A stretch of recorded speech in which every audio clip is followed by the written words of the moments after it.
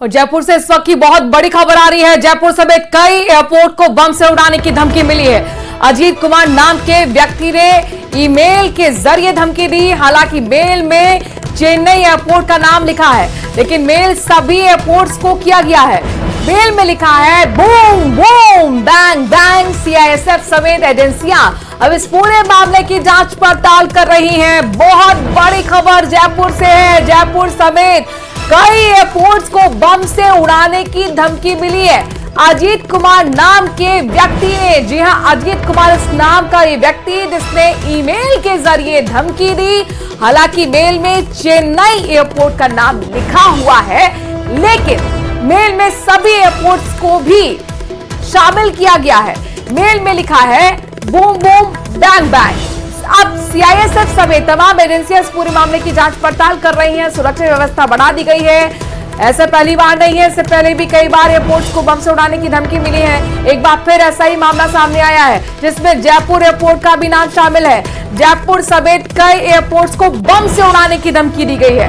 अजीत कुमार नाम का यह शख्स जिसने ईमेल के जरिए धमकी दी है। मेल में हालांकि चेन्नई एयरपोर्ट का नाम लिखा है, लेकिन और मेल सभी एयरपोर्ट्स का नाम का जिक्र किया गया है। मेल में सभी एयरपोर्ट्स को भी शामिल किया गया है।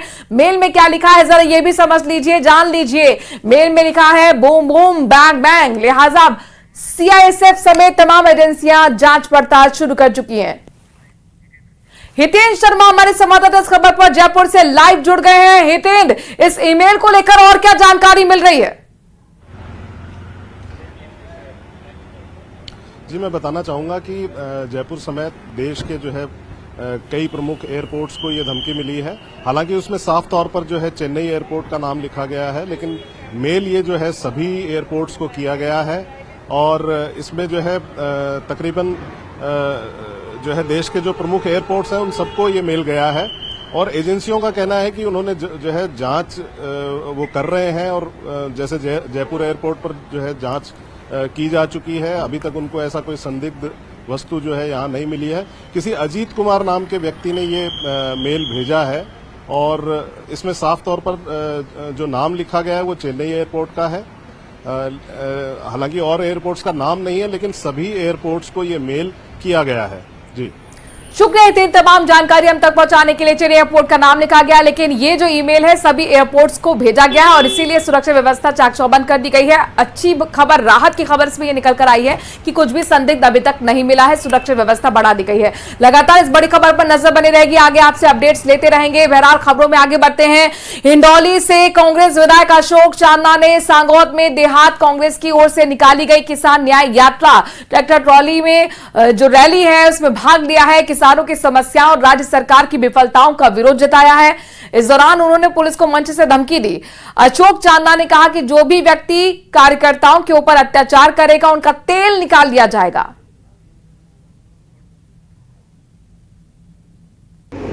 और मैं इन अधिकारियों को भी कहना चाहता हूं, क्योंकि आजकल कोटा बूंदी में एक बिरला जी के पाले हुए घूम रहे हैं,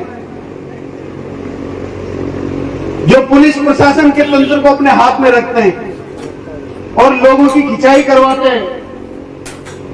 मैं पुलिस प्रशासन को कहना चाहता हूं कि किसी गलतफहमी में मत रहना। 3 साल बाद ये पर्ची सरकार चली जाएगी।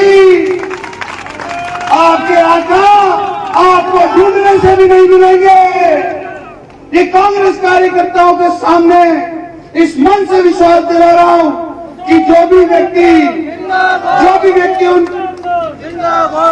व्यक्ति उन पाले हुए लोगों की बात में आकर उनके इशारे के ऊपर किसी भी कांग्रेस कार्यकर्ता के ऊपर अत्याचार करेगा, उनका तेल निकाल दिया जाएगा, तेल निकाल दिया जाएगा।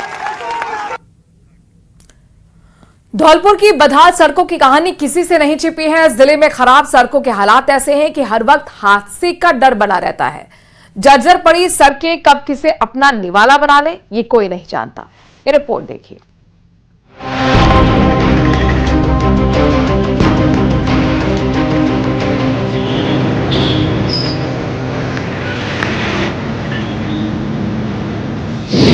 बारिश की मां, सड़कें बीमार।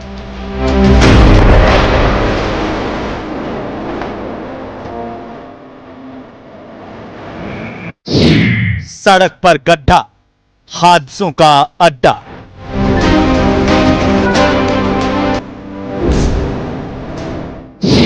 जिम्मेदार मौन, जवाबदेह कौन?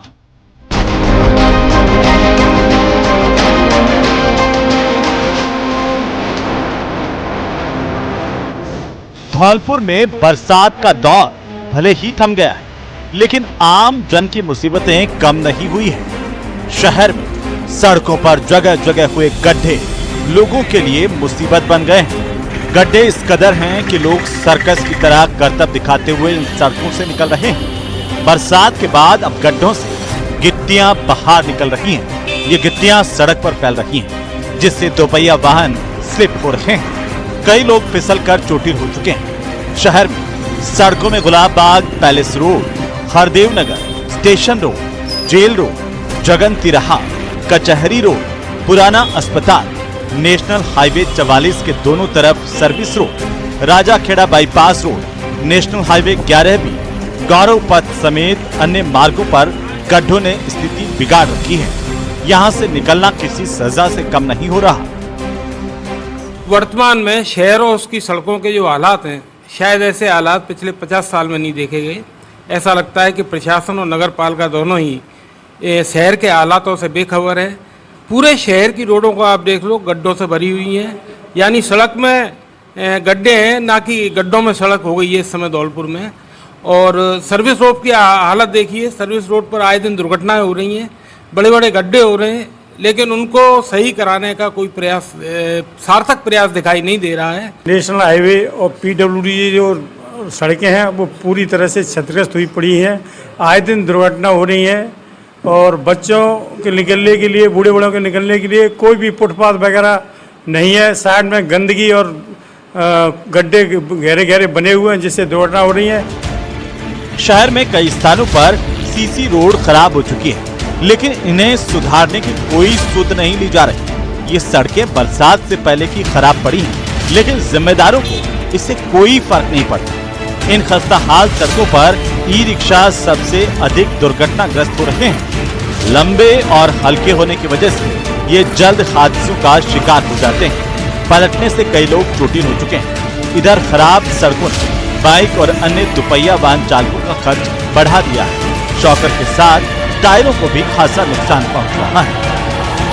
जी सर, गड्ढों से बहुत बड़ी परेशानी है। आए दिन हादसे होते हैं। मोटरसाइकिल का तो पता ही नहीं है कहाँ से किधर चली जाए, और चार पहिया के जो वाहन हैं वो भी बड़ी ही परेशानी झेल रहे हैं। भाई, आला अधिकारियों से हमारा यही निवेदन है कि इस समस्या की ओर शीघ्र ध्यान दिया जाए, अन्यथा कोई जनहानि हो सकती है। परेशानी ये है साहब कि सबसे बड़ी बात तो ये है कि गाड़ी चलाने में बड़ी दिक्कत, शरीर में दिक्कत, और रोडों की स्थिति तो खराब है ही। हम तो चलो गाड़ी से 2 व्हीलर वालों की तो और ज़्यादा स्थिति खराब है।